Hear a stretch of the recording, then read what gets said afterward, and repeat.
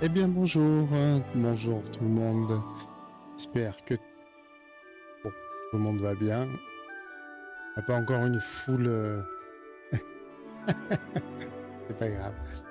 Eh bien écoutez, moi ça va. Moi, je vais parler aussi pour le peuple du futur, comme dit Klevovic, donc moi ça va bien. Tiens, j'ai pas de. Bonjour Lola Springwater, hein, toujours fidèle au poste. J'en profite tant que tu n'as rien d'autre à faire. Je sais que ça va pas durer, mais j'en profite, c'est bien. Eh bien, qu'est-ce que je disais? Du coup, oui, j'ai ma casquette sans yeux aujourd'hui. Du coup, j'ai l'air tout nu, je trouve. Bon, peut-être je mettrai une casquette oculaire tout à l'heure. Voilà. Bon, ben, j'espère que ça va bien. Euh, oui, bah oui, tu fais bien. Tu fais bien d'en profiter. J'espère que ça va bien. Moi, ça va, ça va, ça va. Et aujourd'hui, je continue. Alors, j'ai pas grand-chose à faire. Enfin, si, j'ai encore 70 pages à faire. Donc. Mais j'ai bien avancé la couleur de ma page 2 Enfin, ma page 2, ma page 33 plutôt. Je dis 2 parce que souvent je marche par double page. Alors, tiens, je vais rouvrir la page 32. Donc 32, 33, pour moi, c'est une double page. Voilà. Alors là, il n'y a pas les textes. On va les afficher.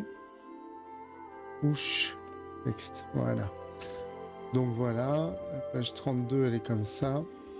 Et 33, elle est comme ça. Voilà. Donc j'ai 7 cases à colorer.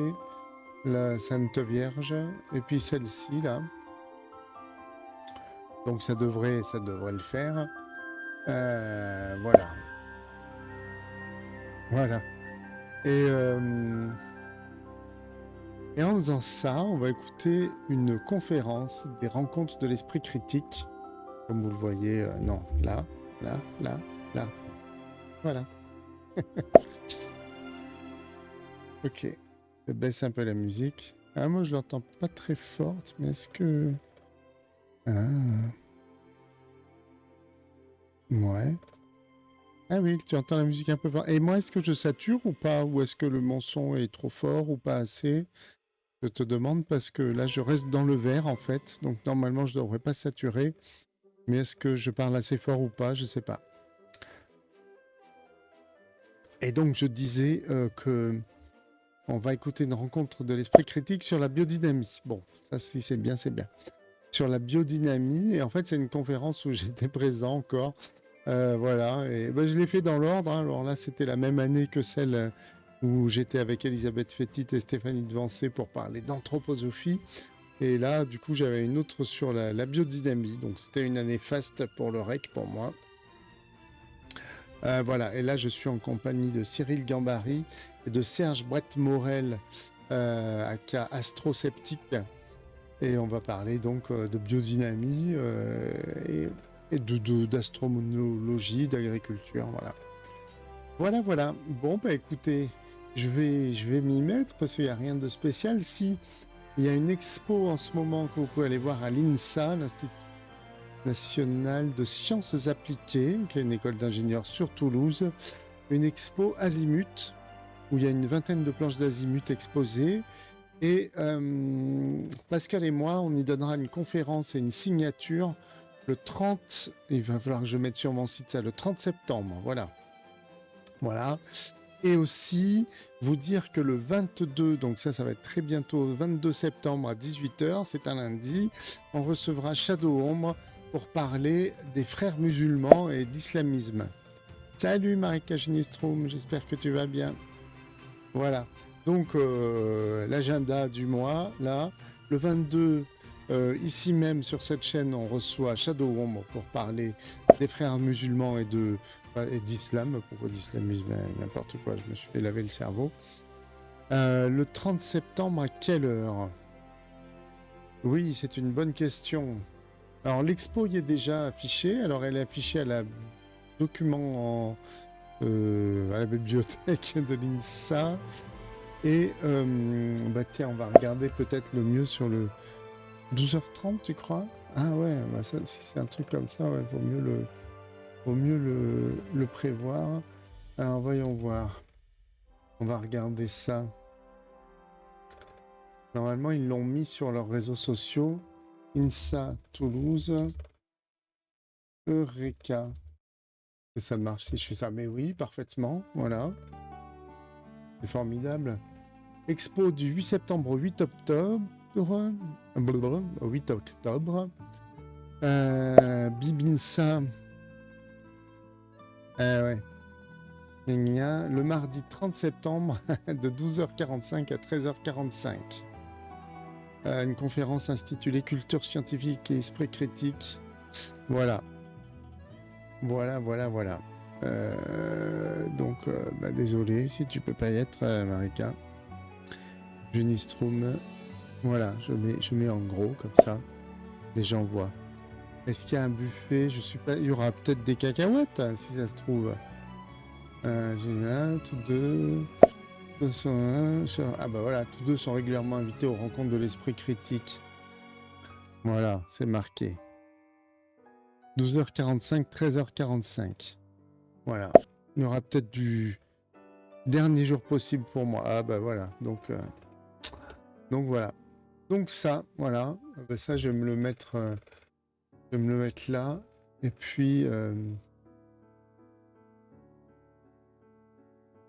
Et puis on va commencer, les amis.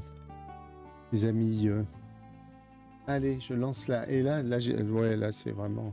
Je suis dans la BD. Donc là, je suis dans la BD là. Non, là.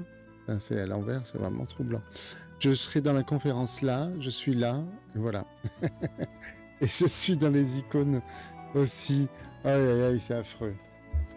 Quel narcissisme, mes amis. Bon, allez, on est parti.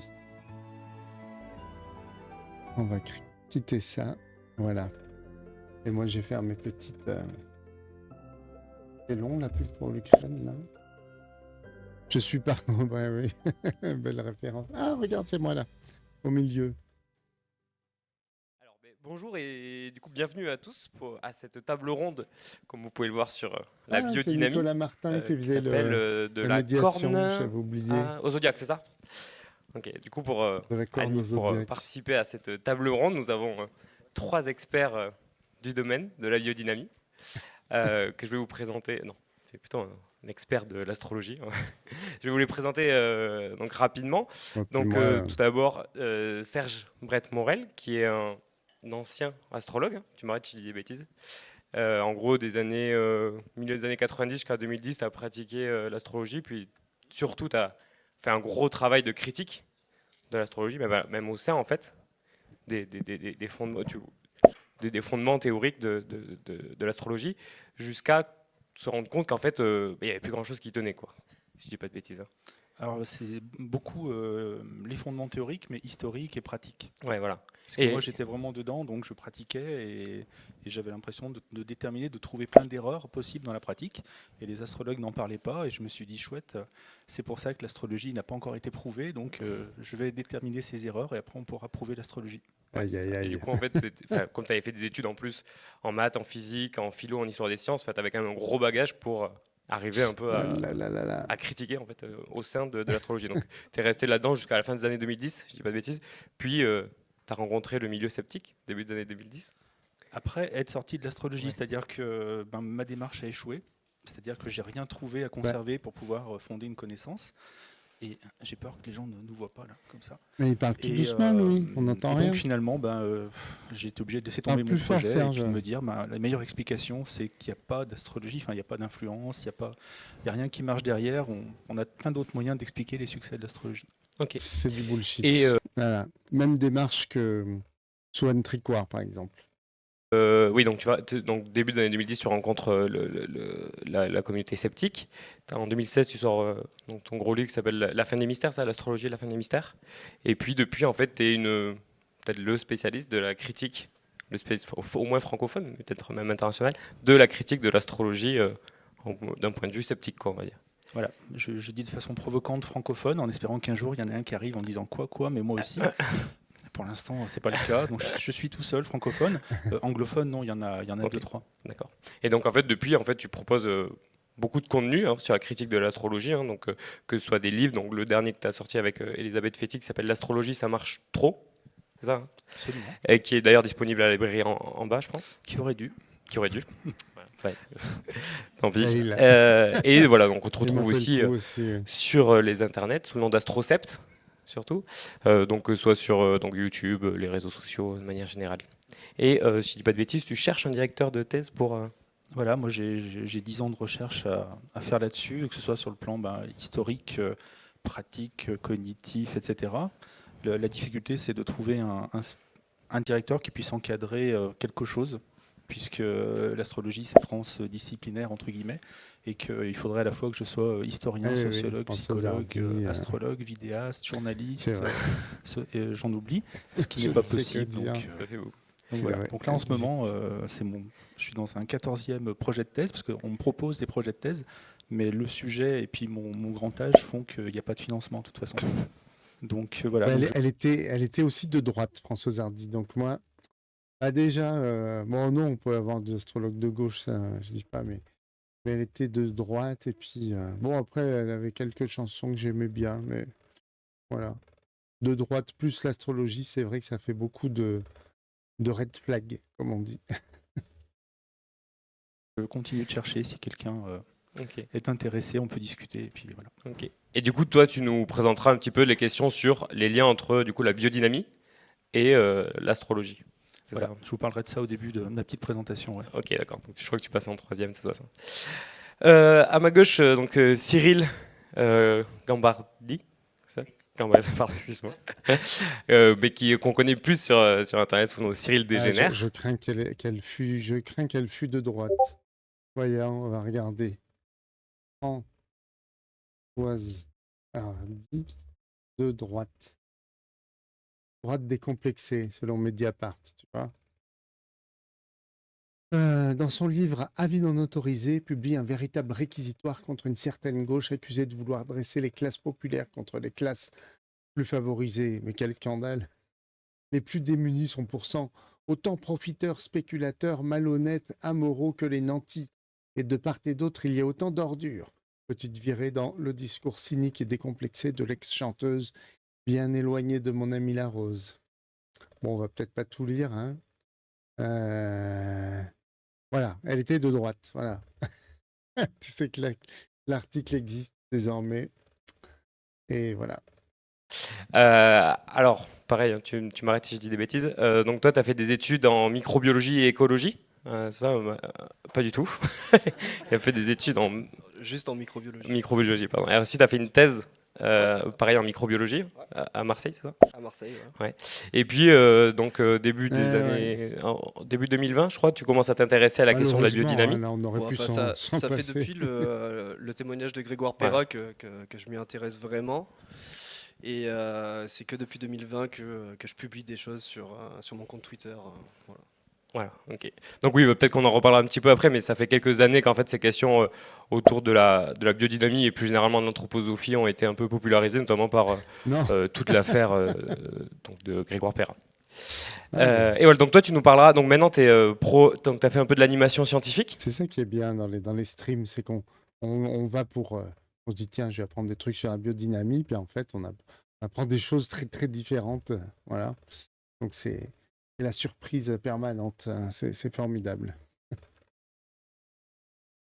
Et pourquoi ça redémarre pas ça? Si je dis pas de bêtises. Et maintenant, donc, tu es prof dans un... T'as vu ça? Et maintenant, tu es prof dans un lycée agricole, c'est ça? Et du coup, donc, tu t'intéresses vraiment plutôt au côté scientifique, en fait, de la biodynamie, enfin, comment on peut le voir d'un prisme scientifique et comment on peut parler, notamment, tu nous parleras des préparations, les fameuses préparations biodynamiques, et comment on peut critiquer ça avec un œil scientifique. C'est tout bon? C'est tout bon. Et donc, le dernier invité, Jean-Benoît Meilbeck, qui a été, alors si je ne dis pas de bêtises, graphiste pendant très longtemps dans sa vie, et puis a découvert une passion pour la bande dessinée depuis une petite dizaine d'années, c'est ça? Oui, enfin j'avais la passion avant, je suis devenu graphiste et donc je me suis rendu à ma passion professionnellement il y a 10 ans, mais j'ai toujours fait de la BD. Ouais. Et donc à la base, donc, tu fais beaucoup des BD surtout assez engagés dans les sujets que tu traites. Donc au début, il y a eu donc sur la radicalisation islamiste, c'est ça, hein, sur le départ. Au début, mes premiers bouquins, c'était sur l'immigration, les sans-papiers, les centres de rétention administratifs. Voilà.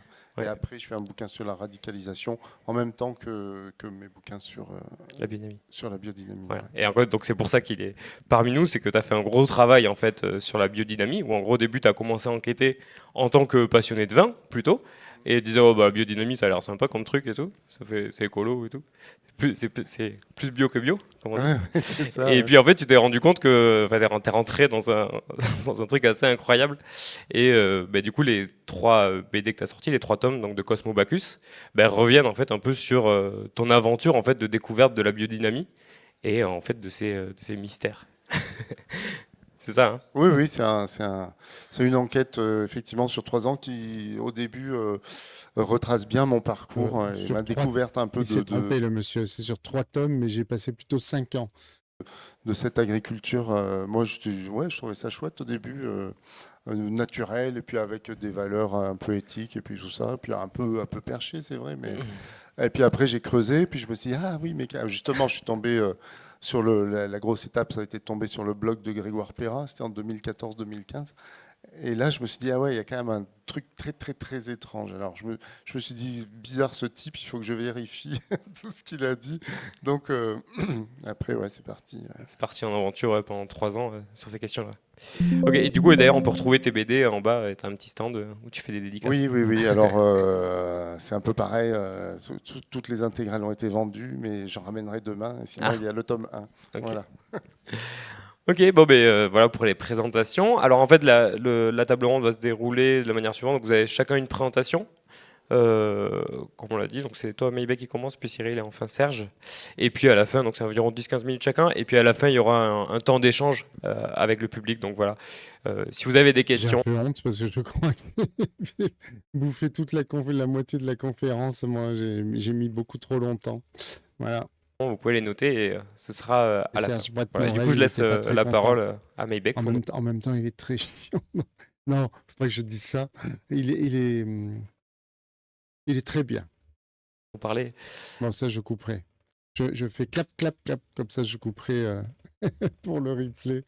Non, mais il est très, très bien, très intéressant, Serge Brett-Morel. De sa vision de la biodynamie.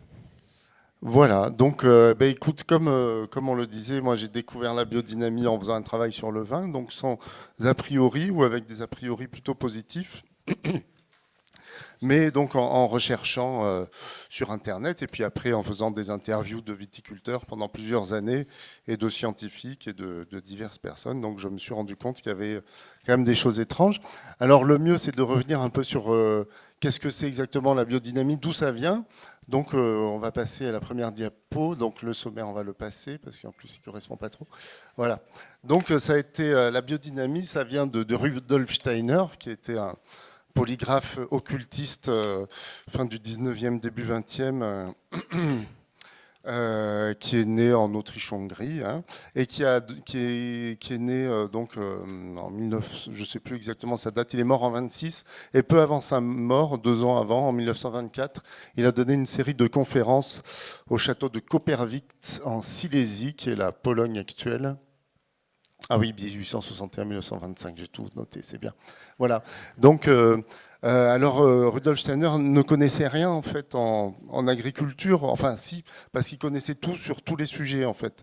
Donc, il n'avait jamais fait d'agriculture, mais forcément, il connaissait tout parce que c'était un clairvoyant. C'est-à-dire que c'est quelqu'un qui était allé par la méditation dans l'akasha, donc qui est un éther supérieur où le destin de la Terre dans le passé et dans le futur est écrit. Et donc, il a discuté aussi avec des êtres supérieurs spirituels. Donc, il a appris tout ce qui pouvait se passer. Donc, il était apte à donner des conseils aux agriculteurs qui lui ont demandé, donc en 1924, un panel d'agriculteurs anthroposophes, puisque sa doctrine s'appelle l'anthroposophie. Et donc, il était là et il répondait aux questions de ce panel d'agriculteurs sur des questions agricoles. Donc, lui, il donnait son avis et il a donné notamment des recettes. Voilà. Parce qu'en fait, le problème qui se posait pour lui, c'est que Après la Première Guerre mondiale, il y a eu l'agriculture s'est un peu transformée pour abandonner plus ou moins des pratiques paysannes et pour commencer à pratiquer une agriculture, ce qu'on appelle aujourd'hui conventionnelle, donc avec des machines, avec des produits, ce qui ne lui plaisait pas du tout parce que dans l'anthroposophie, tout ce qui est mécanique, machinique et technique est dominé par le démon Ahriman, donc ça rend les gens méchants, en fait, matérialistes, et à la fin des temps, ils vont se transformer en petits gnomes comme ça qui vivront sous la terre. Mais les bons seront sauvés, et pour être bons, il faut donc avoir une approche spirituelle et sensible du monde. Et pour ça, donc, il y a notamment une agriculture qui est en fait une sorte de magie blanche qui permet de s'opposer aux forces ahrimaniennes. Et cette agriculture, c'est la biodynamie. Voilà. Donc, ces conférences, voilà, c'est des considérations générales sur l'agriculture envers le monde suprasensible. On y apprend notamment, un exemple qui me vient à l'esprit, que l'arrière des animaux est déterminé par la Lune et l'avant des animaux par le Soleil, des choses comme ça. Il explique pourquoi les vaches ont des cornes, ce qui est quand même une question que l'humanité s'est toujours posée. En fait, c'est pour capter les rayons cosmiques. Non, mais c'est vrai, vous rigolez, mais je ne plaisante pas. Voilà. Et au cours de cette discussion, il a notamment donné, comme un être supérieur donne des choses à l'humanité, 8 préparations. Voilà, je pense qu'on peut passer à la diapo suivante. 8 préparations qui ont été nommées par la suite 500, 501, 502, voilà, et qui ont donné naissance à la biodynamie. Donc le nom biodynamie n'a pas été inventé par Rudolf Steiner, c'est Ehrenfried Pfeiffer qui l'a inventé a priori. Donc Pfeiffer était un élève de Steiner et lui était chimiste, donc plutôt un scientifique, mais très influencé par l'anthroposophie. C'était un anthroposophe, hein, donc forcément c'était une chimie teintée d'anthroposophie. Et donc il a été chargé, après la mort notamment de Steiner, de mettre en place l'agriculture anthroposophique qu'il a appelée biodynamie. Et alors, on s'est longtemps posé la question, enfin moi je me suis toujours demandé pourquoi les préparations s'appelaient 500, 501, 502. Alors j'ai eu 2 explications. Il y a celle qui est notée là, c'est-à-dire que ça serait une concentration en bactéries et en présence de vie par centimètre cube de terre. Donc ça serait 500 millions de bactéries aérobies par gramme dans la préparation finale. Donc voilà, pour dire que la biodynamie apporte des forces de vie exceptionnelles à la terre, ce qui est le but, hein, puisque l'agriculture conventionnelle tue la terre, la biodynamie... Oui, tu dois être là. Oui, c'est moi. C'est moi qui parle. Effectivement. C'est ce que je disais, je suis partout. Vénère la terre.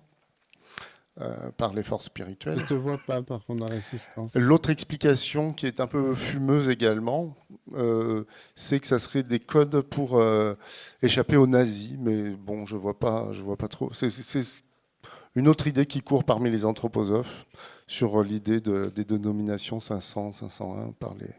J'y crois pas trop, parce que les nazis étaient plutôt férus de biodynamie, donc... je ne vois pas pourquoi il y aurait eu des codes secrets pour cacher le nom des préparations. Enfin bon, c'est une autre explication qui est donnée. Alors Pfeiffer, il a notamment, il a fait 2 gros bouquins qui s'appellent Fécondité de la Terre.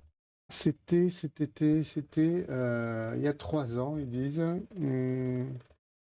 Inscription, il n'y a pas la date. Il y a 3 ans, donc c'était en avril 2022 du coup. Et Visage de la Terre, qui sont réunis dans un gros... Et qui a un aspect effectivement relativement scientifique, c'est beaucoup de tableaux, de statistiques et tout. Mais quand on lit ça de près, on se rend compte qu'il n'y a pas grand-chose de vraiment scientifique dedans. Il y a quelques considérations ésotériques qui sont un peu planquées dans la masse d'informations assez peu significatives scientifiquement qu'il donne. Et il a notamment inventé 2 techniques pour mesurer les effets d'un préparat, enfin d'une substance, quoi. Alors, qu'est-ce qui se passe? On essaye d'améliorer, mais... Ah, mais c'était bien, non? C'est Harriman. C'est Harriman, ouais.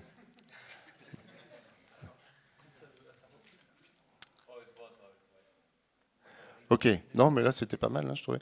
Donc, on a la première qui est la cristallisation sensible. Et la deuxième qui est la morphochromatographie. Alors la cristallisation, donc c'est les deux techniques de test de substances qu'a inventé Pfeiffer. Alors la première, ça consiste à mettre un produit dans un mélange d'eau et de chlorure de sel, quoi. Qu'est-ce que j'ai écrit? C'est du sel de je sais pas quoi. Enfin, c'est du sel en fait, hein. Ouais. Donc on mélange la substance qu'on veut tester à cette solution de sel et d'eau. Et quand ça s'évapore, en fait, on regarde les dessins que fait les cristaux de sel en séchant. Donc si ça fait des beaux dessins, c'est que la préparation est bien. Et si ça fait des vilains dessins, ça veut dire que c'est pas bien. Voilà. Donc c'est plus de la mancie que de la science, hein, en fait. C'est-à-dire que c'est du marc de café, ce qui se voit d'autant mieux dans la morphochromatographie, mais qui est moins utilisée. Cristallisation sensible, c'est beaucoup utilisé en fait, hein. Moi, comme l'a dit Nicolas tout à l'heure, j'étais graphiste avant et je faisais des je faisais des packaging d'un produit au miel. Et puis, je ne savais pas du tout qui faisait ces trucs-là. Et puis, j'ai eu la surprise qu'on me donne une photo de cristallisation sensible pour montrer que le produit était super bien parce que ça faisait des jolis dessins, quoi. Tu vois. Alors, je disais, waouh. Et ça, c'était il y a 3-4 ans. Hein.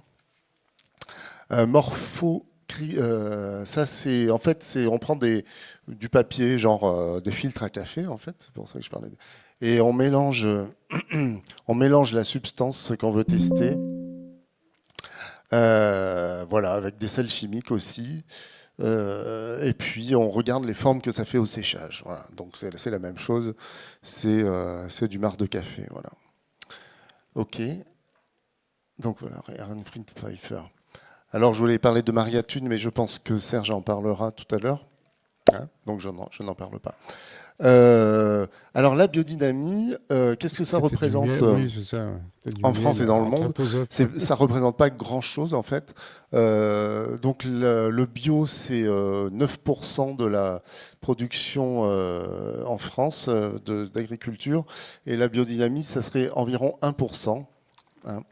Donc la France serait le 3e producteur mondial de choses en biodynamie, donc avec beaucoup de viticulture. Hein. Voilà, je vous laisse regarder les chiffres. En 2020, ouais. Voilà, donc ça ne représente pas énormément de choses. En Suisse, il y en a beaucoup, évidemment. Dans les pays proches de l'Allemagne et tout, il y en a pas mal. Et voilà, ça ne représente pas des chiffres monstrueux en France en tout cas.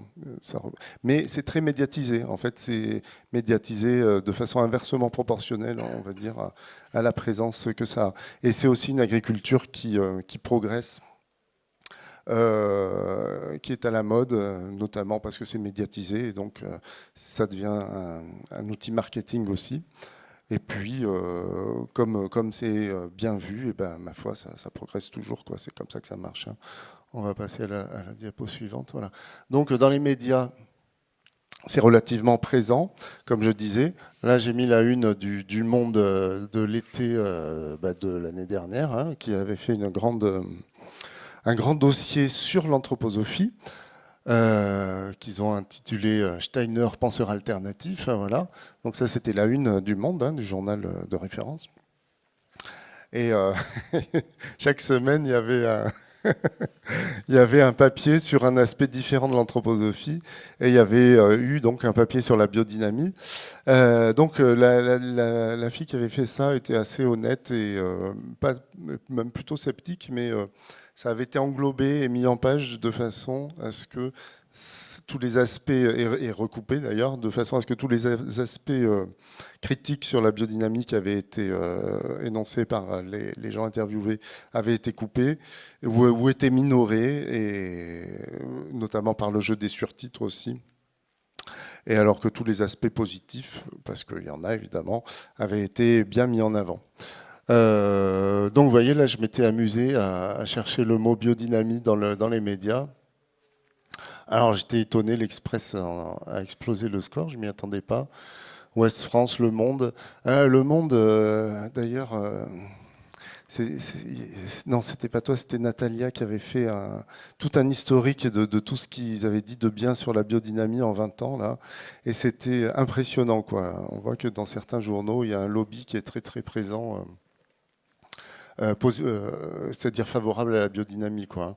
Donc voilà, France TV, Europe 1, LCI, il n'y en a pas beaucoup, mais ça peut aller haut. Bon, alors c'est pas une méthode scientifique, ça, c'est juste pour se donner une idée, quoi. Hein, c'est juste voilà. Mais enfin, c'est pour dire que et tous les jours, on trouve alors des papiers favorables à la biodynamie, mais c'est pas forcément visible. Souvent, on parle des vignobles bio et tout, donc on percute pas forcément tout de suite. Mais en fait, si on lit dans le détail, c'est des papiers qui présentent des domaines en biodynamie et qui disent que c'est bien, quoi. Donc on verra après avec Cyril et Serge ce qu'il en est. Voilà. Donc différents. Oui. Oui. Est-ce que les chiffres très importants qu'on a vus tout en haut, ça pourrait être par exemple des publicités? Parce que le mot biodynamie pourrait ressortir dans des publicités, ça expliquerait pourquoi il y en a autant. L'Express, ouais, c'est très étonnant. Ouais. J'avais regardé, j'avais pas trouvé que c'était. J'avais vu que c'était. Et je pense qu'il y a un site Express Vin où il parle beaucoup de vin, tu vois. Donc je pense que ça vient de là plutôt. Mais bon, il faudrait regarder dans le détail. Oui, c'est vrai que c'est peut-être pas très significatif vu le chiffre, mais enfin, ça dit quelque chose quand même. Hein. Voilà. Donc, il y a différents organes de la biodynamie. C'est le mouvement de l'agriculture biodynamique qui donne des formations, qui vend des produits, voilà, qui soutient les agriculteurs. Et là, c'est le petit texte que je vous ai mis. C'est le petit texte qu'ils donnent dans leur site de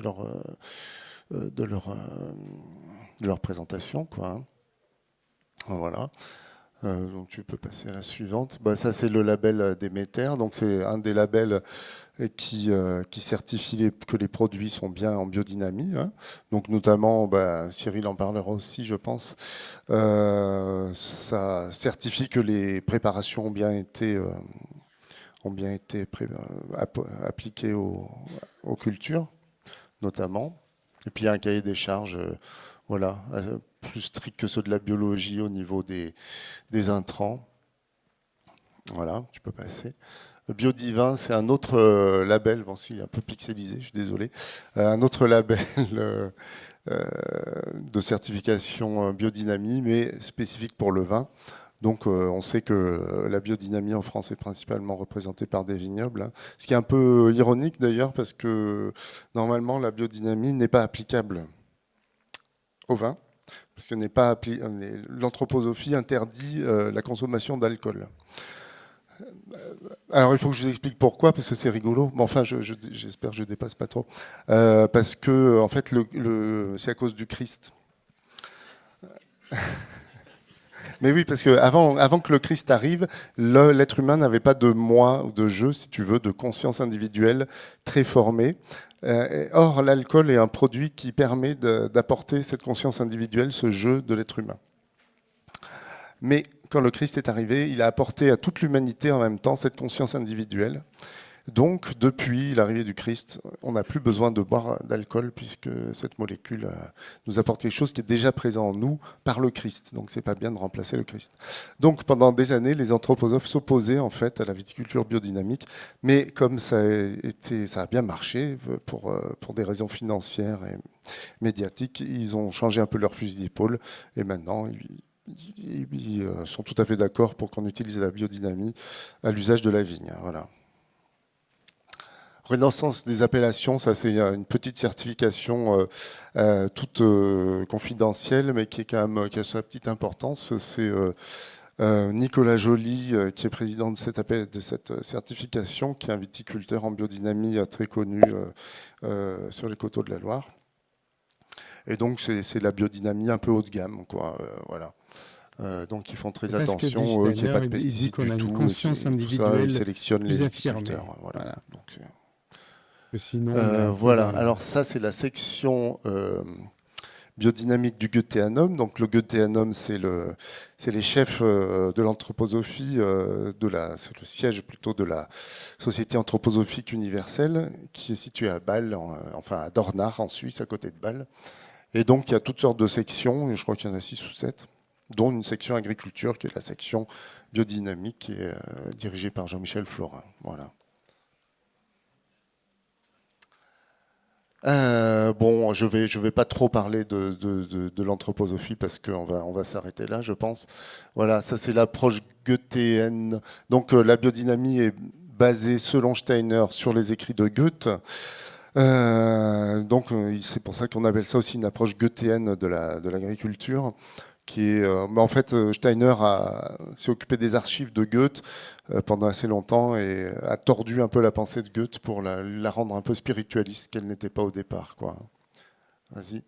Bon, là c'est pareil, on va passer vite. Ça c'est rigolo. C'est un livre qui est édité par Nicolas Joly et qui présente toutes les citations de Steiner où il parle des êtres élémentaires qui sont très présents mais de façon cachée dans la biodynamie. Parce qu'on n'en parle pas dans le label Déméter, on en parle assez peu, mais quand on creuse, on tombe dessus. Donc c'est les gnomes, les sylphes, les salamandres, les ondines qui représentent la terre, l'air, l'eau, le feu, les éléments, et qui représentent aussi les jours racines, jours fleurs, jours feuilles, jours fruits. Donc en fait, on apprend en creusant que la biodynamie, c'est donc de la magie blanche de l'anthroposophie qui permet de lutter contre les forces maléfiques et tout.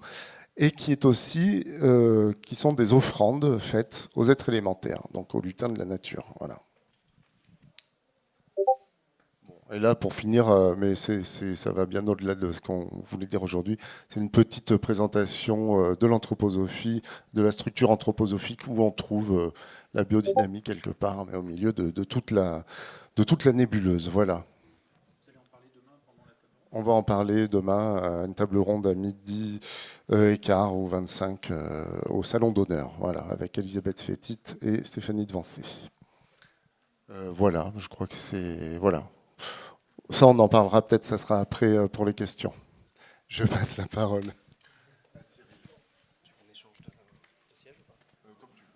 J'ai pris la moitié de la conférence. Gas. Bonjour à tous. Bon, avant que ça commence, j'ai oublié de le dire tout à l'heure, j'ai pas de conflit d'intérêt avec Monsanto, Bayer et compagnie. Faut que je parle plus fort, c'est ça? Voilà. Non, je disais que j'avais pas de conflit d'intérêt avec Monsanto, Bayer et tous les grouillots de la pétrochimie.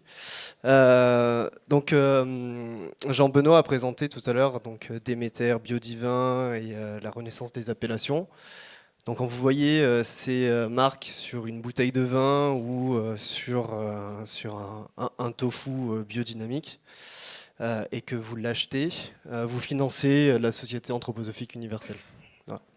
C'est quand même important de le rappeler et qui est considéré comme une dérive sectaire par la Miviludes et par les associations de lutte contre les dérives sectaires. Donc moi je vais revenir sur le MABD, le mouvement de l'agriculture pour l'agriculture biodynamique. Et moi j'ai voulu m'intéresser à ce que c'était concrètement en fait la biodynamie. Donc pour me renseigner sur ce qu'est la biodynamie, autant aller sur les sites qui la présentent officiellement. Donc le MABD qui nous dit voilà, les pratiques de la biodynamie qui vendent ça comme plus bio que bio en fait. C'est du bio avec 3 choses différentes, vraiment à part. Donc la ferme, concevoir la ferme comme un organisme autonome qui s'autogère. Donc ça pourquoi pas, c'est vraiment bien. Moi ça me parle. C'est théoriquement ce qu'on devrait faire si on pouvait sur une exploitation, se servir du fumier des animaux qu'on a pour améliorer notre sol, etc. Deuxièmement, utiliser des préparations biodynamiques. Et donc là, on nous dit que c'est des préparations à base de plantes médicinales, de bouse de vache et de quartz. Bon, ok, des plantes médicinales, bon, pourquoi pas. Hein. De bouse de vache, ça peut faire penser à du fumier, du quartz, à de la silice, bon bah ok. Et puis travailler avec les rythmes cosmiques, bon, là il y a un ok, rythme cosmique c'est quoi le zodiaque, ça ressemblait un peu à de l'astrologie, bon bah pourquoi pas. Ok, bon ça c'est un organe, donc le MABD qui nous dit ça. Et donc on a vu la marque Déméter, donc autant aller voir sur Déméter aussi, tu peux changer. Donc déjà on prend les plantes médicinales. Bon, les plantes médicinales, ok, bon, uniquement, ça me paraît bizarre qu'on utilise des plantes médicinales pour juste en préparation, bon pourquoi pas. On va aller voir sur Déméter, vas-y. On va toujours pas aller voir sur Déméter. On s'intéresse aux plantes médicinales. Alors, les plantes médicinales, bon, on nous dit la chilée millefeuille, bon, elle joue un rôle sur la mobilité du soufre, une préparation d'ortie, une préparation de pissenlit. Donc ça fait penser un peu à de la naturopathie, ça a une aura de bienveillance. C'est encore plus bio que bio. On utilise des plantes pour soigner les plantes, pour soigner les sols. Ouais, ça a l'air vachement bien. Moi, je suis content d'apprendre ça, qu'on a une agriculture plus bio que bio. Ok, allez, continuons. Alors, que nous dit Déméter maintenant ? Donc Déméter, ils ont changé leur site récemment parce qu'il était vraiment quasiment strictement identique au MABD. Et donc là maintenant, ils nous disent que les préparations biodynamiques sont réalisées à partir de plantes médicinales, de quartz et de bouse de vache, mais que ces ingrédients sont mis à fermenter dans des organes d'animaux pendant plusieurs mois, de la même façon que l'on pourrait préparer des saucisses. Ok, bon. Donc là, il y a... Ok, ça veut dire quoi on prend des plantes médicinales et on les met dans des intestins, oh, pourquoi pas, hein, après tout. Et donc, moi, je suis allé dans le cahier des charges de Déméter, hein, ce que tout le monde aurait dû faire avant. Et dans le cahier des charges de Déméter, on trouve un onglet préparation biodynamique.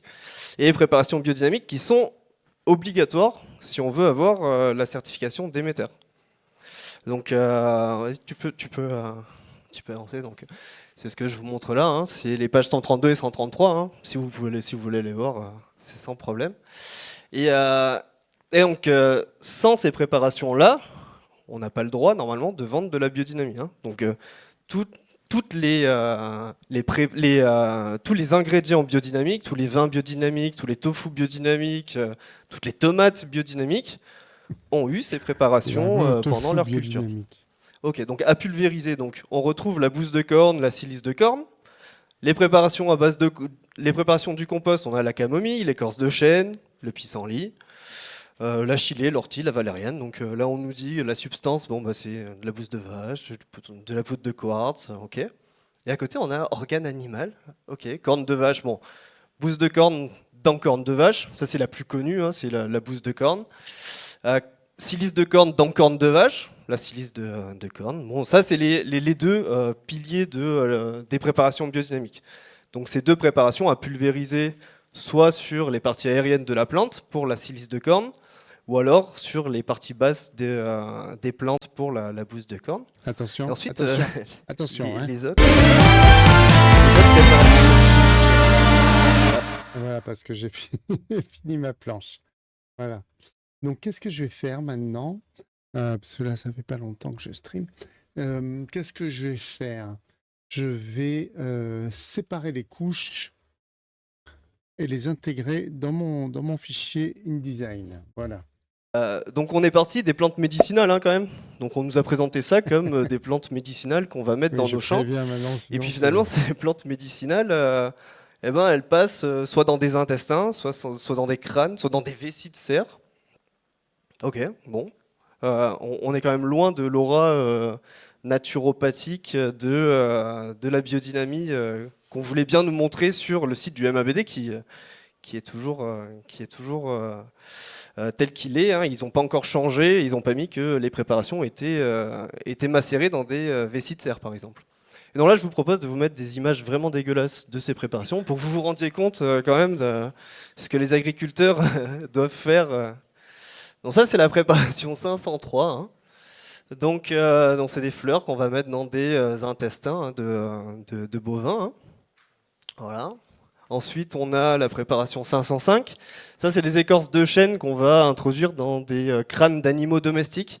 Donc, crâne d'animaux domestiques, c'est pas mentionné si on a le droit d'utiliser notre chat ou notre lapin. Mais, là, en général, ils utilisent soit une vache, soit un cheval, soit un mouton. Enfin, voilà. Donc, on met ces écorces de chêne dedans, on attend quelques temps, on l'enterre dans un endroit un peu humide, et puis on récupère ça et on va mettre à dose homéopathique sur notre compost ces préparations-là pour que ça rayonne des forces astrales et compagnie.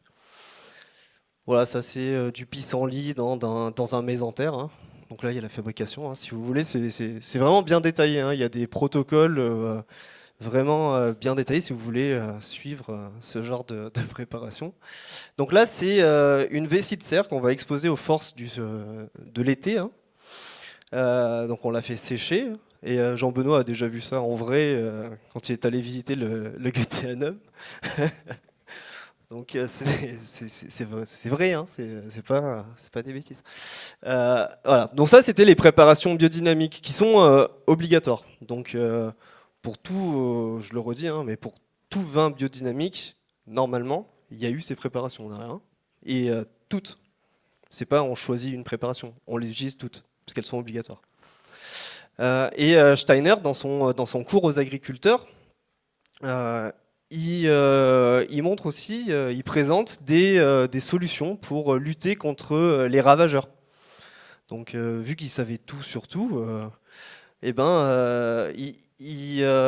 pour lutter contre les mulots, par exemple, parce que les mulots, c'est une vraie catastrophe. Hein. Voilà une image de mulot. Voilà, on va être dans le pathos un peu. Il est joli le mulot. Hein. Donc, pour lutter contre les mulots, Steiner, il préconise de le récupérer quand Vénus est dans la constellation du Scorpion et de l'écorcher et puis de le brûler. Et ensuite, il récupère les cendres. Tu peux passer. Hein. Récupère les cendres et ces cendres-là, ça fait un espèce de poivre. Et ensuite, il va épandre ça sur les champs et ce poivre-là, ça va éloigner les mulots. Ça va leur donner une force négative. Ça va s'opposer à l'âme groupe des mulots. Je pense qu'il faut... Ouais, non, mais c'est un vrai problème. J'y avais un article une fois qui disait qu'ils avaient du mal à s'approvisionner en cornes de vache. Et les vessies de cerf, alors c'est moins utilisé quand même. Je sais qu'il a dit qu'il fallait utiliser toutes les préparations, mais les deux plus utilisées, c'est la 500 et la 501 qui demandent toutes les deux des cornes de vache. Une où on met de la bouse de vache dedans, la 500, et la 501, on met du sable pilé dedans, du quartz, de la silice. Et donc, mais par contre, oui, la vessie de cerf avec la quille et millefeuille dedans, il faut s'acoquiner avec des chasseurs, je pense. Hein. Puis là, ça doit se trouver, parce que les chasseurs, ils s'en foutent de la vessie. Voilà. Mais oui, ça doit être plus compliqué à trouver que les cornes de vache, ouais. Ou les mésentères de bœuf, qui participent à une autre recette. Alors, ils ne peuvent pas récupérer des cornes aux abattoirs. Automate a retenu un message, juron. Ah bon? Bah non, il n'y a pas de juron. Il dit qu'il y a un juron dans... Ils ne peuvent pas récupérer des cornes de vache aux abattoirs et il a trouvé un juron là-dedans, lui. Bizarre. Bon, j'espère que ça ne va pas faire comme la dernière fois. Alors, voyons, on continue. Voilà, donc ça, c'est le vrai texte qu'il y a dans le cours aux agriculteurs. Hein. Tu as été modéré. Il ne faut pas me croire sur parole, il faut aller le lire. C'est vraiment très intéressant. Et ça fait perdre des points de santé mentale aussi. C'était abusé. Donc voilà, donc ça, c'est pas obligatoire hein, quand on est en biodynamie. Donc c'est pas obligatoire, c'est conseillé, mais c'est pas obligatoire. Ah, le poivre et donc dans le cahier des charges de Déméter, ne sont pas fait mention d'un protocole pour faire des poivres, mais il est mentionné qu'on peut utiliser des poivres sans autre explication derrière. Donc en général, quand on est dans une certification Déméter, c'est qu'on a souvent on a lu Steiner et donc on sait qu'on peut utiliser le poivre de mulot ou le poivre de limace, d'escargot, de cochenille. Enfin, le poivre, on peut le faire pour tout. Hein. Pas encore pour les hommes. Mais... Donc ça c'était bon voilà, c'est quoi la biodynamie exactement? C'est quoi ça? C'est de la différence avec une agriculture simplement biologique. Bon, il y a les préparations biodynamiques. Donc moi je me suis intéressé quand même à ce que la science en disait de cette biodynamie, parce que bon, il y a des agriculteurs, c'est parti de Steiner et de ces délires un peu loufoques, mais pourquoi pas, hein, il y a des délires loufoques qui pourraient marcher, hein. Et donc qu'est-ce qu'en dit la science? Donc la science, donc là c'est une revue de 2013, donc elle date un peu maintenant, mais c'est un peu une référence, donc de Linda Schalker-Scott, qui dit que tu peux passer, hein, qui dit qu'il n'y a pas de différence. Donc Linda Schalker-Scott, elle a fait une revue de la littérature de tout ce qui existait sur la biodynamie, sur des recherches en biodynamie en tout cas, et donc elle montre que dans toutes les études qu'elle a lues, qu'il n'y a pas de différence vraiment significative entre l'agriculture simplement biologique et l'agriculture biodynamique. Donc sur les rendements de la vigne, du blé, du riz, de la lentille, de la laitue et des poivrons, il n'y a pas de différence. Bon, ok. Donc là, il y a une autre revue qui montre à peu près la même chose, mais sur le vin, tu peux passer. Donc voilà, que là, il n'y a pas de différence entre le bio et la biodynamie sur tout ce qui est faune du sol et qualité gustative du vin. C'est exactement la même chose qu'un vin biodynamique, qu'un vin biologique, pardon. Quel lapsus. Et donc là, ça, c'est important de vous en parler maintenant. C'est une méta-analyse de 2021 qui est française. Et donc c'est Lionel Ranjard qui mène ça et qui fait une méta-analyse sur la faune du sol et qui montre qu'il y aurait une différence entre la biodynamie et l'agriculture biologique sur notamment l'abondance des micro-organismes. Il y en aurait plus en biodynamique qu'en biologique. Voilà, et ça, c'est une étude sur laquelle vont se reposer tous les anthroposophes, notamment connus sur les réseaux sociaux, pour dire que la biodynamie, c'est bien mieux que l'agriculture biologique. Voilà, je pense que c'était important que je vous présente ça. Ça enlève rien au fait que toutes les autres études montrent le contraire. C'est quand même un résultat qui est hyper intéressant. Et on pourra se demander tout à l'heure pourquoi il pourrait y avoir une différence entre ces deux types d'agriculture.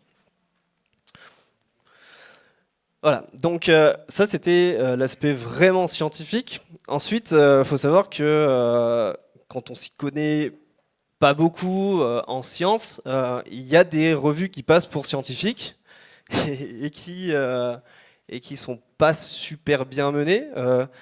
Comme ce qu'on voit là à côté, là, c'est une étude qui montrerait que danser devant des pommes... Des amis qui sont là, je vais leur dire bonjour.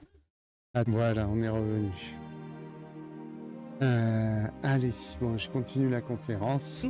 Changerait leur goût. Je pense que ça va être un petit stream aujourd'hui parce que voilà, je finis, là j'ai presque fini et puis j'irai rejoindre les copains qui sont arrivés tout à l'heure quand même. Allez. Voilà, donc ça c'est passé dans une revue scientifique, hein.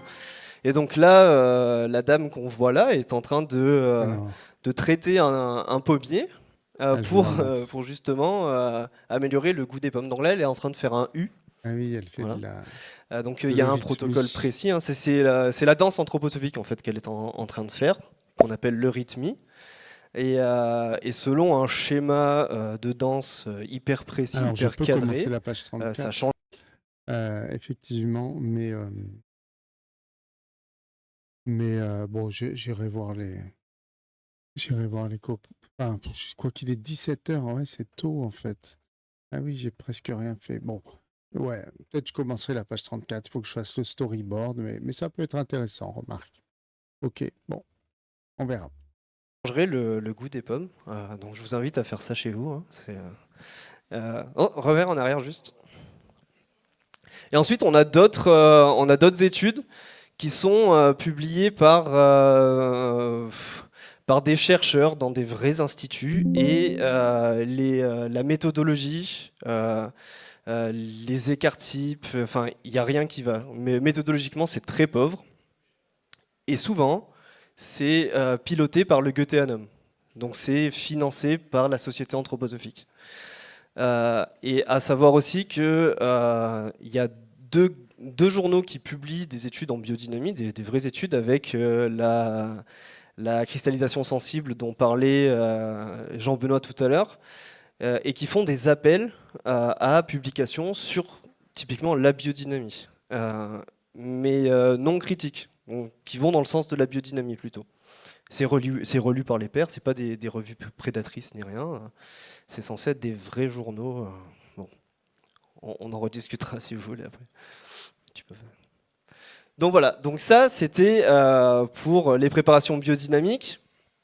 Donc là, on voit que vraiment l'agriculture biodynamique c'est du bio quoi. Hein.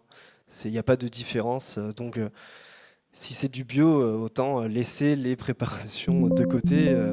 Si on peut s'en passer, c'est encore mieux, parce qu'il faut savoir que le MABD il vend aussi des préparations biodynamiques toutes faites. Moi, les agriculteurs n'ont pas à le faire. Donc, par exemple, pour la bouse de corne, si vous voulez acheter de la bouse de corne déjà macérée dans de la corne, hein, c'est 120 € le kilo, du coup, de merde. Hein. Pas d'autre. Voilà. Et donc voilà, ça fait aussi une manne financière non négligeable. Et donc la troisième spécificité, c'est le travail avec les rythmes cosmiques. Ça aussi, c'est pas obligatoire, hein, comme les poivres. C'est conseillé, mais c'est pas obligatoire de travailler avec les cycles cosmiques, le zodiaque, la Lune. Et avant de laisser parler Serge, si vous pensiez que la Lune avait une influence sur la pousse des plantes, bah, c'est pas le cas. Voilà. Je suis désolé hein, de vous dire ça comme ça. Il fallait être un peu sec. Alors, tu peux passer.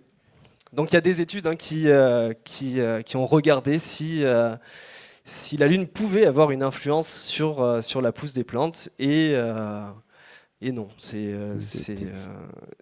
y a un effet, il passe après tous les effets agronomiques Bonjour Hélène. habituels. Voilà.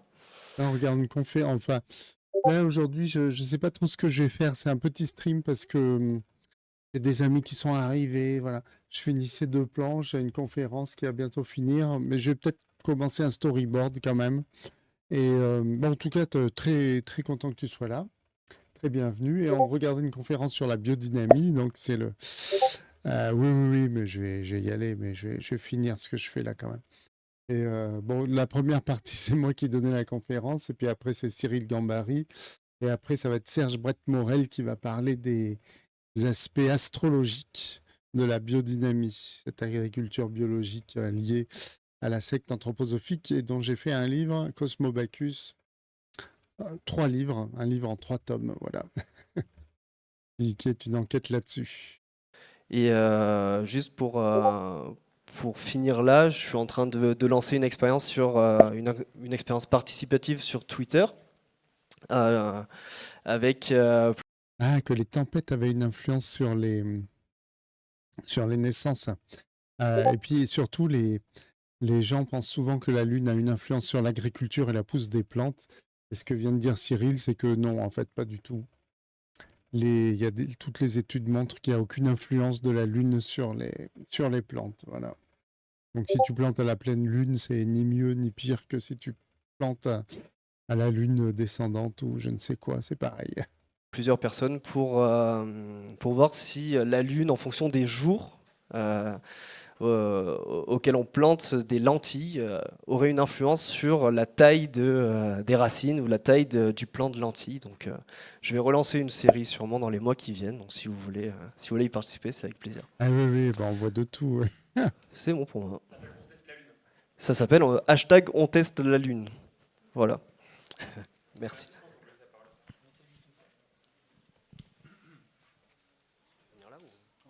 Alors.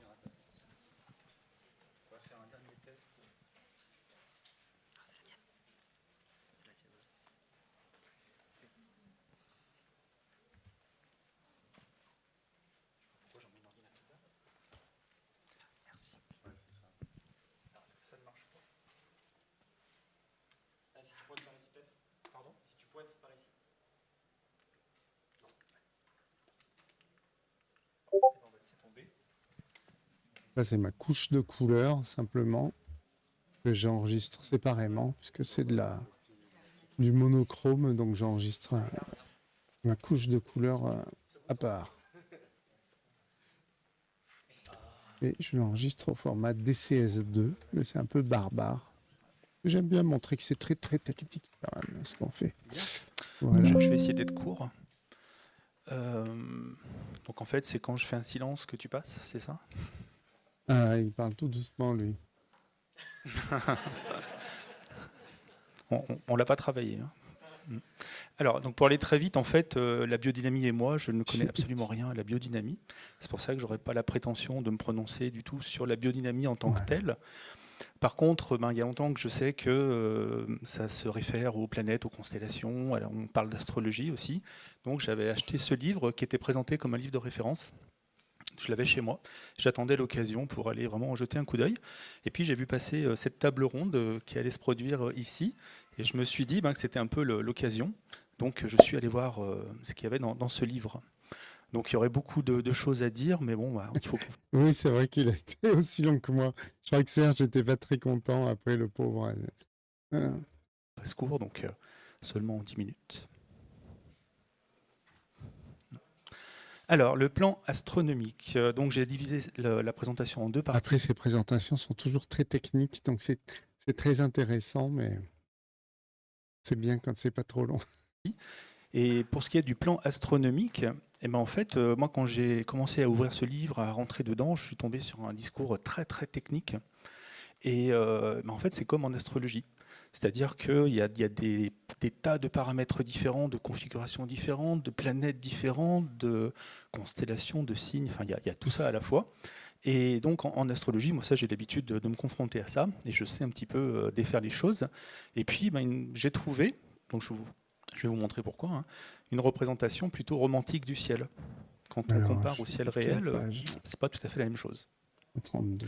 Donc d'abord, hyper technique.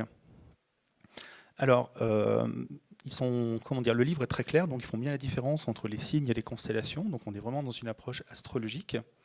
Et en fait, l'essentiel va consister à étudier surtout les passages des astres dans les constellations, c'est-à-dire normalement le ciel réel. C'est l'ouverture du livre qui commence là, donc on voit bien au milieu les 12 signes du zodiaque et puis autour les constellations qui correspondent, qui ne sont pas de même étendue. Donc jusque-là, effectivement, ça a l'air assez sérieux. On peut peut-être tout de suite voir qu'il n'y a que 12 constellations. On va en reparler un peu plus tard. Attends. Et puis donc il faut tenir compte des mouvements des planètes dans l'année. Ah zut, ça c'est 32. Et pour ça, donc, on nous donne notamment un très joli schéma, très compliqué, il est à la fois beau et compliqué, qui représente les mouvements des planètes pendant une année dans le système solaire et vu de la Terre, donc devant les constellations. On a les signes et les constellations qui sont là. Pour vous donner juste un exemple, le grand arc violet, donc c'est la planète Mars, qui cette année-là, donc ça doit commencer là-haut, et en fait on voit qu'elle avance, elle recule, elle repart, donc elle fait une rétrogradation, puis comme elle fait un tour du Soleil en 2 ans, donc en une année, vous voyez, elle en fait que la moitié. Ah oui, je me suis et en fait, on a les différentes planètes en dessous, et puis pour les plus grosses, comme elles sont beaucoup plus lentes, là on a Jupiter par exemple, on a Saturne, enfin bon, on a tout ça. Et donc le livre remercie chaleureusement l'Institut de recherche sur les fluides, parce que c'est un institut de recherche qui publie ce graphique. Donc voilà, ça fait très sérieux. Donc on va apprendre dans le livre que les semis doivent être faits selon les constellations, c'est-à-dire quand la Lune est dans une constellation ou une planète est dans cette constellation, plutôt certaines que d'autres. Enfin, c'est vraiment, il y a des listes très très précises. On va utiliser les angles astrologiques aussi dans le zodiaque, les trigones, les sextiles, donc c'est des angles de 60, 90, 120 si on prend tous les angles. Et puis, ça va très loin puisqu'on utilise les nœuds lunaires, puisque la Lune a beaucoup d'importance. Et les nœuds lunaires, en fait, c'est la Terre tourne autour du Soleil dans un plan qu'on appelle le plan écliptique, et la Lune tourne autour de la Terre dans un autre plan. Okay. Ce qui fait que ces deux plans, il y a une intersection qui est une droite, et là où passe la Lune, on va appeler ça, quand elle passe dans les deux plans finalement, elle est forcément dans le sien, mais quand elle passe dans le plan de la Terre, elle traverse ce qu'on appelle le nœud lunaire. Et donc ça arrive des deux côtés deux fois dans le mois. Ah, mais le nœud lunaire, ça c'est très très mal. On m'a souvent dit qu'il fallait vraiment pas planter dans les nœuds lunaires. Donc ces nœuds sont très importants. Et en fait, on va étendre ça à toutes les planètes. Puisque c'est pareil, chaque planète a son plan d'orbite autour du Soleil. Et donc, quand elle passe dans le plan de la Terre, en fait, on appelle ça un nœud aussi, le nœud de Saturne, le nœud de Vénus, etc. Et donc, étant donné qu'on a des éclipses, notamment de Lune, quand on est sur Terre, c'est au moment où la Lune est pile en opposition au Soleil, pile alignée avec la Terre, on a aussi des éclipses de planètes. Donc elles peuvent se trouver derrière la Terre, manifestement. Et donc on a des éclipses de Mars, de Jupiter, de Saturne. Alors ça pose un problème quand même, c'est qu'autant l'ombre de la Terre sur la Lune, on peut voir ce que c'est, mais à des distances telles qu'on a Saturne, par exemple, on ne voit pas très bien. Est-ce que tu peux mettre celle d'après? Voilà. Par exemple, ça c'est la Terre vue depuis Mars, quand elle passe devant le Soleil. Et donc on voit que ça fait vraiment un tout petit point. Donc on ne peut pas envisager une éclipse. Et quand on voit la Terre depuis Jupiter ou Saturne, ou même encore plus loin, puisque dans ce livre on va utiliser aussi les planètes lointaines, franchement, je ne vois pas comment on peut parler d'éclipse. Mais en tout cas, on va en tenir compte. Et il semble que ça marche, il y a des effets sur les plantes. Donc vas-y. Ouais, je suis content, j'ai ma double planche là. Ouf, ça c'est fait. Ça c'est fait. C'est cool. Bon, ben, ça va, j'en suis pas trop mécontent. Alors, comme c'est hyper technique, il y a énormément de classements différents. Et donc, on croise entre les plantes et puis les constellations, qui ne sont donc pas les signes. Et en fait, selon si vous voulez planter des plantes à feuilles, à racines, à fleurs, etc., il va falloir plutôt privilégier certaines constellations. Et ça peut se jouer à l'heure près, puisque la Lune, quand elle va changer de constellation, ça va quand même assez vite. Et donc, on a plein d'autres associations qui nous sont proposées. En PDF et l'envoyer à Pascal précis. Quand même. Parce que Pascal Marchand, c'est lui qui devrait les voir en premier, normalement. Hein. Là, vous êtes vraiment privilégié. Mais bon, pour l'instant, il n'a pas râlé. Donc, j'en profite. Imagine le travail pour établir toutes ces correspondances et puis pour les tester. Et moi, quand je vois ça, je les trouve même plus astrologues que les astrologues, parce que je n'ai jamais vu des astrologues faire ça, par exemple. Donc c'est aussi intéressant pour moi.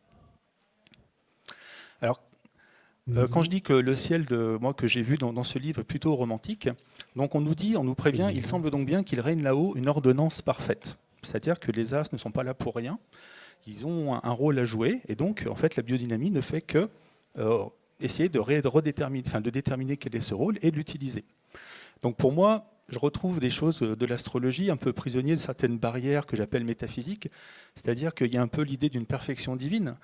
Et comme je dis, tout doit avoir un sens. Ça, on sent bien l'importance de l'homme au centre de tout ça.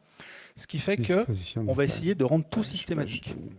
Il faut que n'importe quelle configuration ait un sens, qu'on puisse l'appliquer vis-à-vis des plantes et tout ça.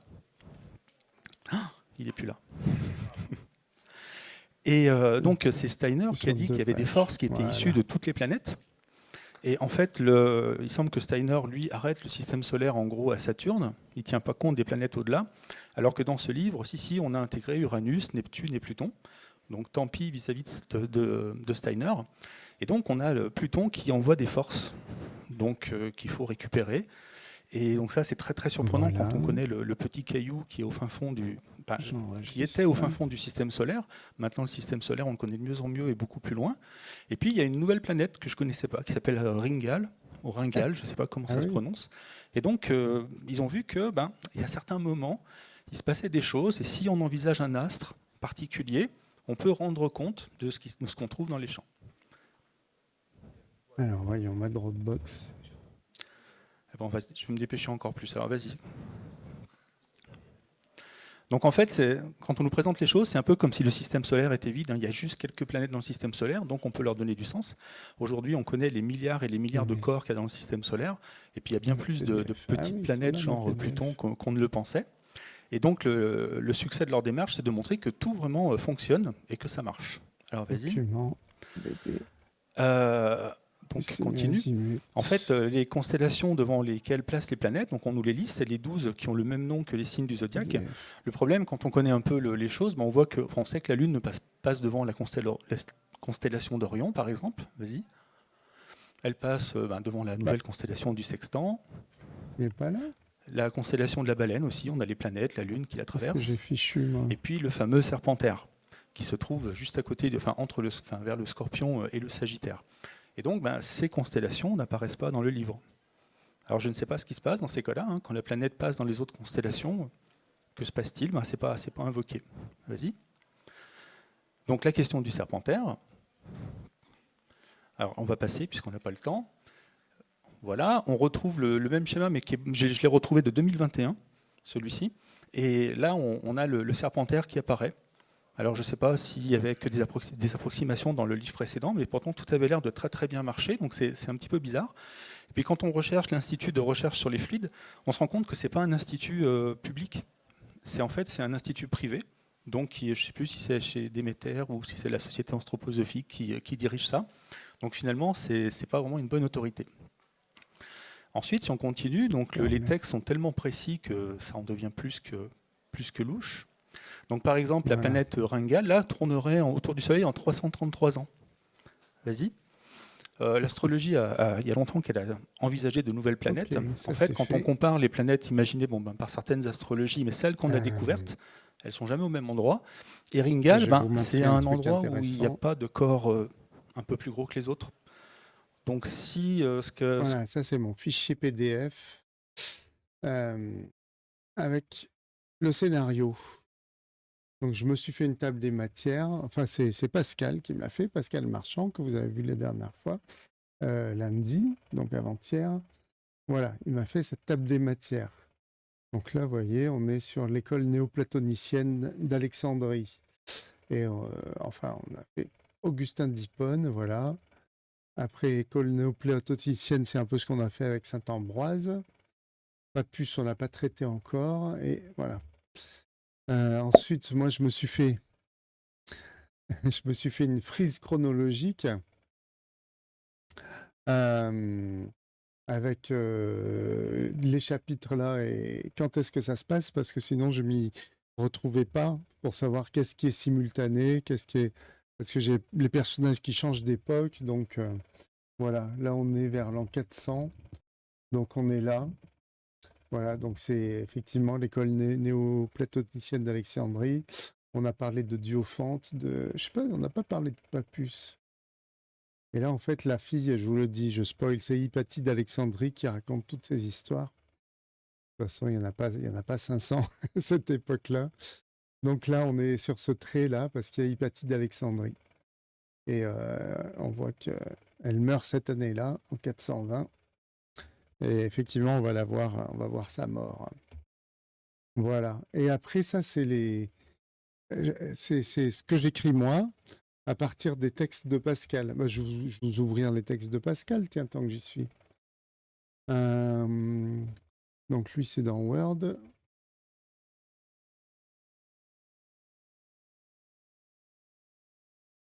Azimut, voilà. Donc lui, il m'écrit un fichier Word géant comme ça. Voilà. Avec tout dedans à la suite comme ça. Et moi, je dois faire la BD avec ça. Mais déjà, c'est énorme, quoi, hein, évidemment. Tout ce qu'il m'envoie. Ah oui, c'est triste. En plus, elle a une mort violente. Hein. Mais bon, c'est pour mettre un peu d'action.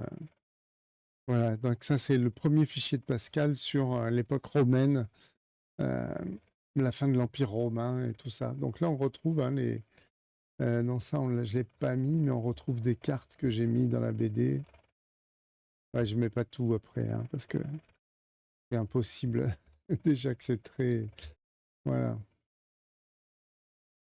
Donc là, il me refait des listes chronologiques, voilà, des docteurs de l'Église. Là, je ne les mets pas tous non plus. Et voilà. Et là, 24-41, voilà, je me fais des... séquence de 20 planches, parce que je livre 20 planches par 20 planches à l'éditeur, normalement. Et donc là, voilà, on en est à la page 32-33. C'est celle qu'on vient de faire. Et on est sur Augustin d'Hippone. Voilà, son rapport à la science qui doit être soumis à la théologie, tordant, censurant et cachant les textes des Grecs anciens.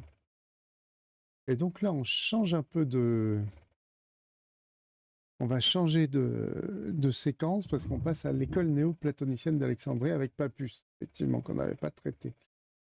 Et donc, elle leur parle de l'histoire d'Alexandrie, du premier incendie de la bibliothèque en 48 avant Jésus-Christ, durant la guerre de Cléopâtre et César contre Ptolémée, de la restauration de Domitien, ça c'est la page 34, et 35, ça va être la deuxième destruction de la bibliothèque par Aurélien dans sa guerre contre Zénobie. Voilà, des trucs dont j'ai jamais entendu parler. Voilà. Et après, quand j'ai ça, voilà, après je détaille, donc...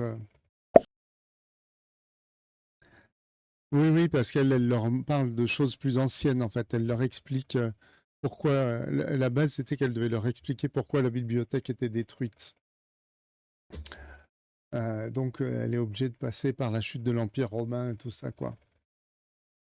Alors, donc, ces deux-là, on vient de les faire. Donc, je les passe en gris, voilà. Quand c'est fait, moi, je passe en gris. On va faire comme ça. Hop. Voilà, là, c'est gris. Et alors, le reste, j'ai déjà écrit les dialogues et les textes. Ah ben voilà, un resto qui s'appelait la Reine Zénobie. Bon, bah, tu vois à peu près d'où ça vient maintenant. Voilà, ça c'est les textes que j'ai écrits. Donc c'est une synthèse sauvage des textes de Pascal, en essayant de respecter la chronologie et ce qu'il veut dire à ce moment-là. Alors, c'est quand même scandaleux de modifier les écrits scientifiques des Grecs pour les rendre conformes au dogme chrétien. Oh oui, le seul qui a tenté de s'y opposer, c'est Paul de Samosate, il y a bien longtemps dans une contrée lointaine. C'était l'évêque d'Antioche, il a été destitué pour hérésie. Il faut dire qu'il contestait la divinité de Jésus. Ah bah oui, c'est pas bien. Mais il a toujours gardé le soutien de la reine Zénobie de Palmyre. Ah bah là, voilà, la reine Zénobie. Zénobie, elle était formidable. Elle a fait de Palmyre une capitale culturelle, y attirant des philosophes, des érudits, des artistes. Elle s'opposait à la puissance romaine déclinante, s'alliant avec les Perses pour agrandir leur empire sur l'Asie mineure et l'Égypte, s'emparant d'Alexandrie. Mais l'empire contre-attaque. Petite référence. J'ai fait tomber un truc. Aurélien met Palmyre à sac, arrête sa reine rebelle et part à la reconquête de l'Égypte. Il fait abattre les murailles d'Alexandrie et détruit le musée et la bibliothèque, qui sont restés depuis ce temps dans l'état où vous les trouvez. Oh, c'est terrible. Oui, la bibliothèque était déjà déclinante, mais de grands savants y avaient travaillé comme Claude Ptolémée, où y travaillait encore comme Diophante d'Alexandrie. Eh, mais on les connaît. Et oui, Claude Ptolémée, ils l'ont longuement rencontré au tome précédent, et Diophante, ils l'ont rencontré au début du tome. Comment ça, vous les connaissez? Ah bah oui, on a bien connu Claude Ptolémée pour Diophante. Ah oui, on a juste vu sa tombe, en fait, avec le fameux problème gravé dessus. Alors ça, il faut le voir au tome 1, Eureka. Oui, en fait, je me confonds. Diophante, ils ont vu cette tombe, effectivement. Ah oui, le problème mathématique écrit sur la tombe de Diophante, qui était un mathématicien, et on dit que sur sa tombe, il a fait graver un problème mathématique. Passant sous ce tombeau repose Diophante, et quelques vers tracés par une main savante vont te faire connaître à quel âge il est mort. C'est ça. Bon, après, on résout le problème, là, sur l'âge de Diophante. Bon, ben voilà, écoutez, comme ça, vous avez vu comment je travaille un peu. Donc ça, c'est ce que j'ai écrit d'après le texte de Pascal, quoi. Je sais pas où est-ce il parle de Diophante. On va chercher Zénobie, tiens. Zénobie. Des fois, je reprends des... Ah, nous n'avons pas trouvé. C'est bien comme ça que ça s'écrit, pourtant. Ah oui. Non, ça c'est bizarre.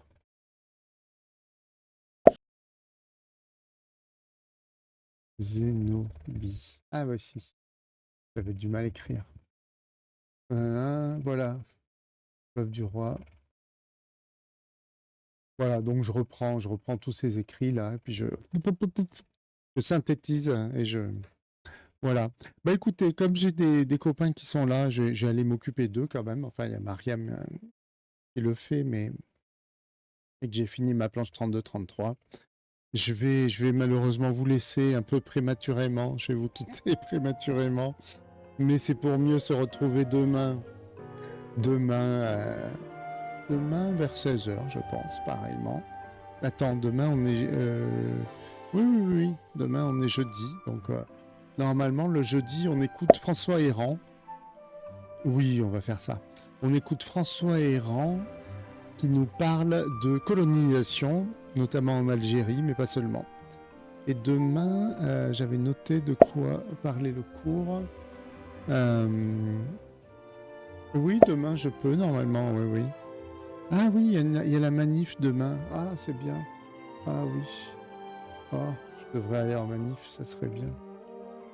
Mais tu fais bien, va plutôt en manif, c'est plus important. Colonisation, immigration, révolte et réparation. Ah ben voilà, c'est les révoltes des colonies. Ben, c'est très bien, c'est ce jour-là qu'il faut aller. Ah ben je dirais ça. Que moi, je suis pas à la manif, mais je parle de révolte. Bon, ça serait un peu forcé. Mais bon, écoute, je dirais ça quand même. Bon, ou alors j'irai à la manif, mais je pense pas. Allez, bah écoutez, en tout cas, je vous dis à demain ou à la prochaine. Bon, c'est vrai qu'il est un peu technique, on va dire, Serge Brett-Morel. Et je vous dis bonne soirée et à bientôt. Alors, on est 4. Ah, je vais faire un petit raid quand même. On va se faire un petit raid. Attends. On va se faire un petit raid. Qu'est-ce qu'on va raider? Ben non, pas Klemovic, lui, il s'en fout complètement. Bonne soirée, Lola. Attendez, restez une seconde. Ah, tiens, Nathalie Julie. Qu'est-ce qu'elle fait, elle, de l'art? On va vous envoyer là-bas. Mais j'y arrive encore. Ah oui, elle fait des jolis oiseaux. Bon, je vous envoie là-bas. Allez, /raid. Nathalie. Ça. Oui. Julie. Qui vient de raccrocher? Ah, il vient de raccrocher. Moi, franchement, là, pour l'instant... Ah, Gabard la chouette est très... Bon, écoute, je garde son nom et je le followerai. Il est toujours au fond de mon Je le Discord, followerai je pense une que prochaine fois. C'est Voilà. l'un de mes préférés. Hein. 9, Elle 8, aussi, 7, elle est drôle de 6, ouf. Mais lui, là, 4, cute de ouf. 3. J'ai de lui faire 2, des bisous. 1. C'est le premier qu'on a Allez, dessiné je lance le raid. depuis. Allez, gros bisous. Et à bientôt. Star. Hop. Est-ce que j'avais envie de lui faire des petits bisous, vous aussi? Oh! Je sais pas si vous avez envie de faire des bisous, mais ça amène des gens. Bonjour, bienvenue! Ta-da-ta-da! Bien le bonsoir! Comment ça va, Hélène? Ça fait longtemps! Ta-da-da. Et salut GB May Beck. J'espère que je dis bien ton pseudo. Bienvenue, ça faisait quoi de beau? Pa-da-pa-da. Du-du-du-du-du-du. Comment vous allez? Oui, ça faisait de la BD, trop bien, trop bien. Nous, on est en train de faire des petits oiseaux. Voilà. En gros, toutes les semaines, j'allais dire, oh waouh, ça ferait vraiment beaucoup. Tous les mois, je m'impose une palette imposée. D'où son nom, palette imposée. Et du coup, je fais une double palette.